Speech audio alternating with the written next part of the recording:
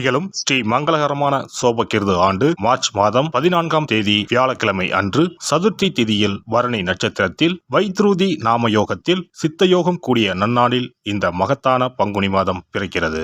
பிறக்கும் இந்த பங்குனி மாதத்தின் கிரக நிலைகளை பார்க்கும்போது மேசத்தில் குரு பகவானுடன் இணைகிறார் சந்திர பகவான். கன்னி ராசியில் கேது பகவானும் மகர ராசியில் செவ்வாய் பகவானும் உள்ளனர். சூரிய பகவான், புதன் பகவான், ராகு பகவான் மீன ராசியில் சஞ்சாரம் செய்கின்றனர். கும்பராசியில் சனி பகவானுடன் சுக்கிரன் உள்ளார். இம்மாத கிரக பெயர்ச்சி என எடுத்துக்கொண்டால் செவ்வாய் பகவான் மகரத்தில் இருந்து கும்பராசிக்கு பெயர்ச்சி அடைகிறார். சுக்கிர பகவான் கும்பத்தில் இருந்து மீனராசிக்கு பெயர்ச்சி அடைகிறார். சந்திர பகவானை பொறுத்தவரை மேசத்தில் ஆரம்பித்து 2.25 நாட்கள் வீதம் 12 ராசிகளை கடந்து ரிஷபத்தில் அமர்ந்து பலன்களை தரப்போகிறார். இம்மாத சிறப்பாக குரு பகவான் நீச நிலையில் இருந்து வக்ர நிலைக்கு மாறுகிறார். இதன் காரணமாக உச்ச பலன்களை அள்ளித் தரப்போகிறார் குரு பகவான். இந்த கிரக அமைப்பினால் உங்கள் வாழ்வில் ஏற்படக்கூடிய சுப மற்றும் அசுப பலன்கள் என்ன என்பதனையும், அசுப பலன் ஏற்படுமாயின் ராசிக்காரர்கள் செய்ய வேண்டிய பரிகாரம் என்ன, வழிபட வேண்டிய தெய்வம், வழிபடும் முறை என்ன என்பதனை பற்றி விரிவாக காண்போம்.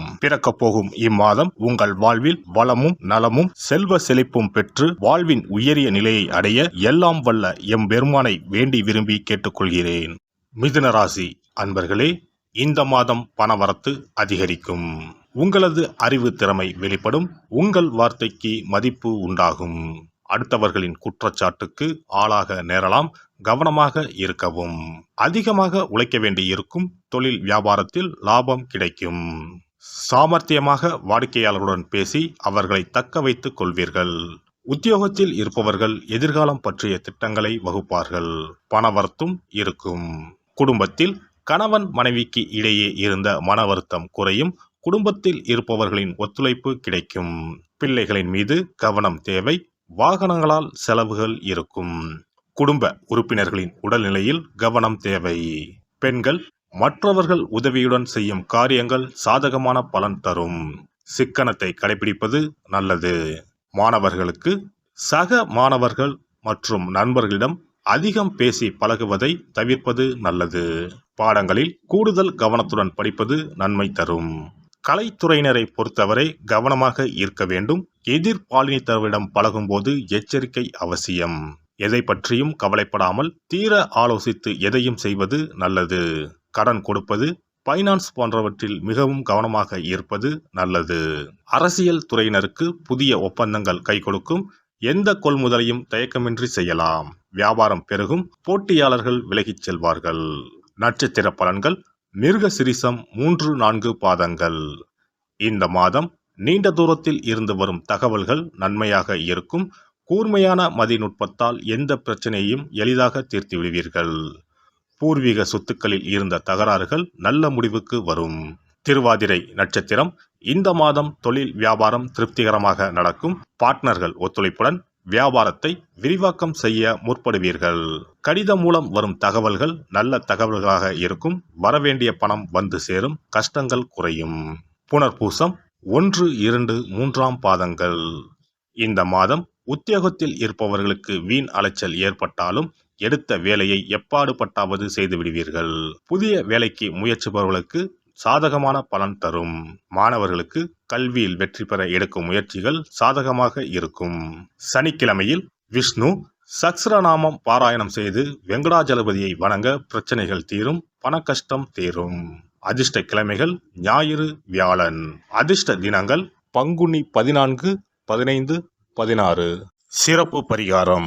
வாரந்தோறும் செவ்வாய்க்கிழமை அன்று வீட்டில் உள்ள முருகப்பெருமான் படத்தினை துடைத்து சந்தனம் குங்குமம் பொட்டு வைத்து சிகப்பு அரளிப்பூ கொண்டு அலங்காரம் செய்யுங்கள்.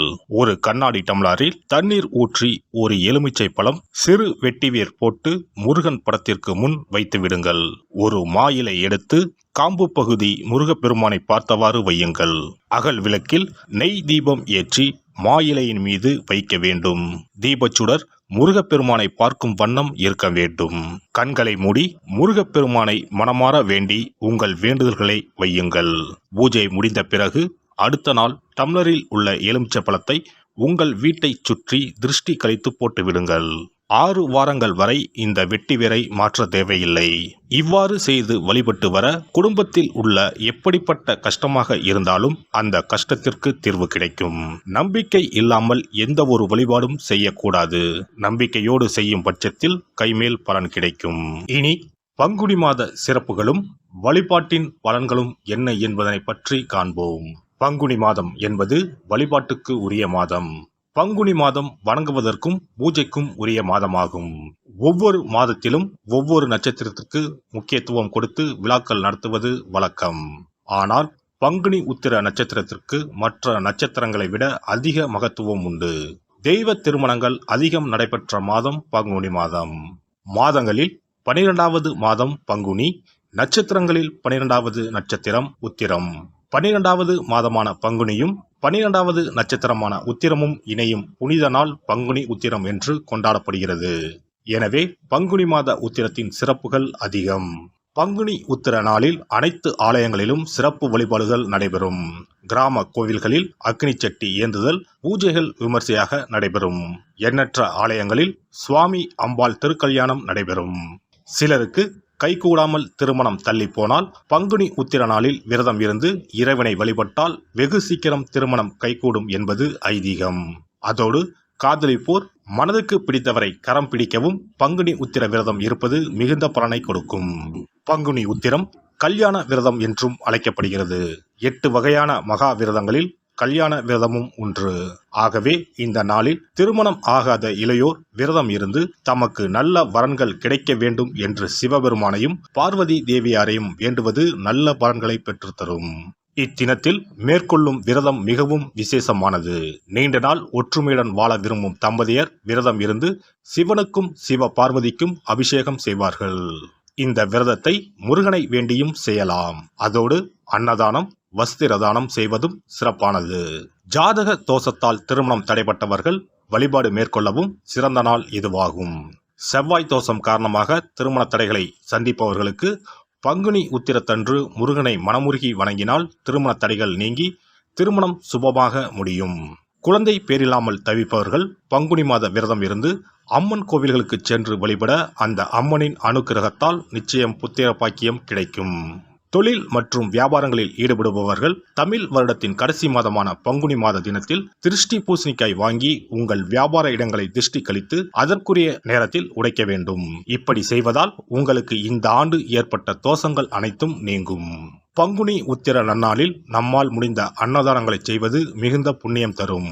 எலுமிச்சை சாதம் அல்லது தயிர் சாதம் அல்லது சர்க்கரை பொங்கல் என அன்னதானம் செய்யலாம்.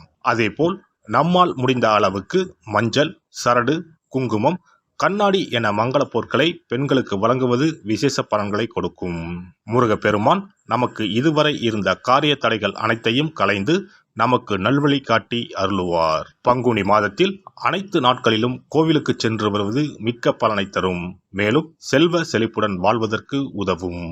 எல்லாம் வல்ல இறையருளால் நீங்களும் உங்கள் அன்பு குடும்பமும் உடல் நலம், நீலாயுள், நிறை செல்வம், உயர் புகழ், மெய்ஞானம் ஓங்கி வாழ்க வளமுடன். இந்த வீடியோ பதிவு உங்களுக்கு பிடித்திருந்தால் லைக் பண்ணுங்க, கமெண்ட் பண்ணுங்க, ஷேர் பண்ணுங்க. மறக்காம சப்ஸ்கிரைப் பண்ணுங்க. பக்கத்துல இருக்கிற பெல் பட்டனை கிளிக் பண்ணுங்க. நன்றி, வணக்கம். ஓம் நமச்சிவாய. சிவாய நம.